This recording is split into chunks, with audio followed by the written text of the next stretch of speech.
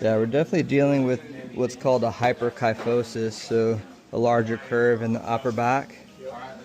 The heart and lung function of the body from here. We're going to sink into this one.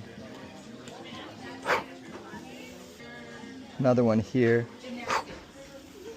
Great movement there. Your sacrum's stuck here. We're going to get that with you on your back in a moment. Roll everything up. Drop the left shoulder. There we go. Go, I got you. Relax the abdominals. Soften this leg a little bit more.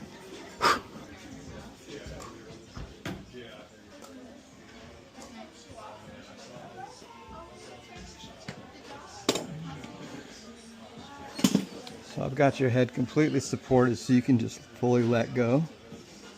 And the more you can let it go, the easier. Great.